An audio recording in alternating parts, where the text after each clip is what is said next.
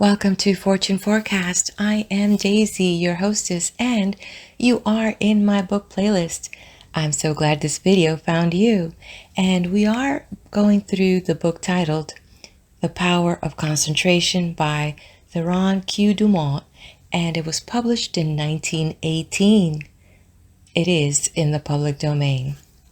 So this last chapter, I'm going to do a little chat up on that. It was about concentrating on wealth. Have you concentrated on wealth? Have you thought about it? Have you desired it? Would you know what to do with it? What does it look like for you? Well, I must say, when he wrote on there, no one can become wealthy in an ordinary lifetime by mere savings from earnings. I don't know. That was a little bit deflating, wasn't it? So then what does it require? Does it require a certain magnitude, a certain je ne sais quoi charisma? I don't know. Yet it appears that there is some type of brain energy required to push through, to help this along, whatever this wealth means, so that you can align with the flow, so you can align with the courage, so you can align with the concentration and the discipline. And once that's all in place and you begin to polish this, that you begin to step into it and owning it, well, I must say, wealth does not look like poverty. And that may be the beginning of eradicating poverty. Is slowly, with courage and concentration, to evolve the mind into what that wealth means and to step into that which you know you can be. Tell me what you think about that. Okay, let's go on now to lesson 13. You can concentrate, but will you? All have the ability to concentrate, but will you? You can, but whether you will or not depends on you. It is one thing to be able to do something and another thing to do it. There is far more ability not used than is used. Why do not more men of ability make something of themselves? There are comparatively few successful men, but many ambitious ones. Why do not more get along?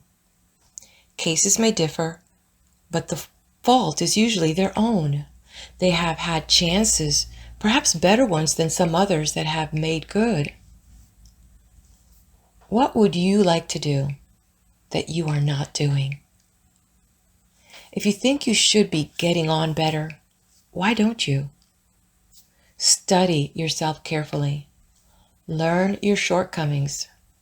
Sometimes, only a mere trifle keeps one from branching out and becoming a success. Discover why you have not been making good, the cause of your failure. Have you been expecting someone to lead you or to make a way for you? If you have, concentrate on a new line of thought. There are two things absolutely necessary for success: energy and the will to succeed. Nothing can take the place of either of these. Most of us will not have an easy path to follow, so don't expect to find one. The hard knocks develop our courage and moral stamina. The persons that live in an indolent and slipshod way never have any. They have never faced conditions and therefore don't know how. The world is no better for their living.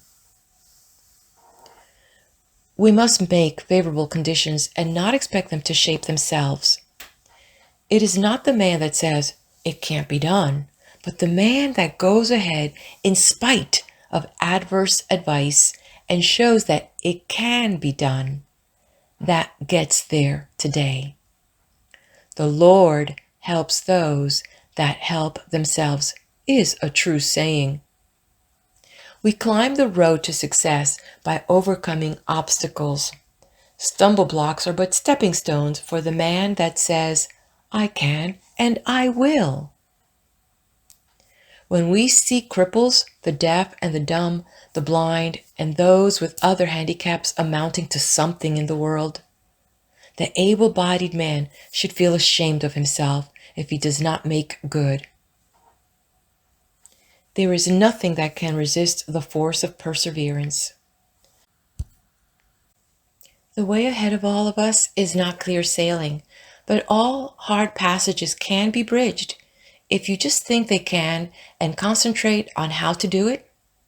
But if you think the obstacles are unsurmountable, you will not, of course, try, and even if you do, it will be in only a half-hearted way, a way that accomplishes nothing. Many men will not begin an undertaking unless they feel sure they will succeed in it. What a mistake! This would be right if we were sure of what we could and could not do, but who knows? There may be an obstruction there now that might not be there next week. There may not be an obstruction there now that will be there next week. The trouble with most persons is that just as soon as they see their way blocked, they lose courage. They forget that usually there is a way around difficulty. It's up to you to find it. If you tackle something with little effort, when the conditions call for a big effort, you will, of course, not win. Tackle everything with a feeling that you will utilize all the power within you to make it a success. This is the kind of concentrated effort that succeeds. Most people are beaten before they start. They think they are going to encounter obstacles, and they look for them instead of for means to overcome them. The result is that they increase their obstacles instead of diminishing them. Have you ever undertaken something that you thought would be hard, but afterwards found it to be easy? This is the way a great many times. The things that look difficult in advance turn out to be easy of conquest when once encountered. So start out on your journey with the idea that the road is going to be clear for you, and that if it is not, you will clear the way. All men that have amounted to anything have cleared their way, and they did not have the assistance that you will have today. The one great keynote of success is to do whatever you have decided on. Don't be turned off from your path, but resolve that you are going to accomplish what you set out to do. Don't be frightened at a few rebuffs, for they cannot stop the man that is determined. The man that knows in his heart that success is only bought by tremendous resolution, by concentrated and wholehearted effort.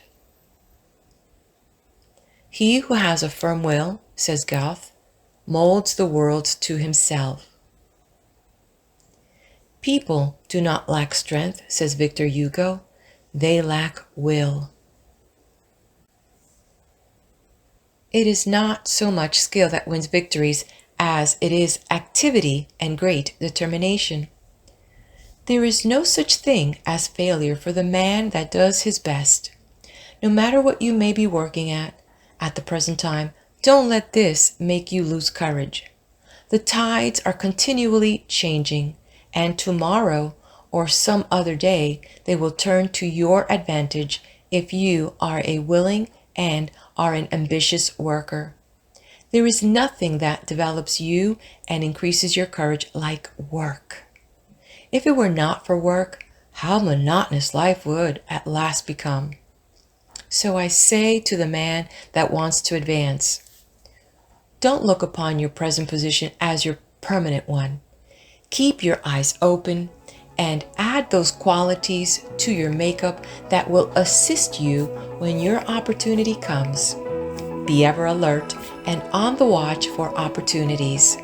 Remember, we attract what we set our minds on. If we look for opportunities, we find them.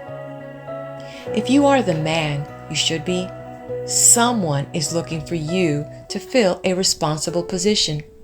So when he finds you, don't let your attention wander. Give it all to him. Show that you can concentrate your powers, that you have the makeup of a real man. Show no signs of fear, uncertainty, or doubt.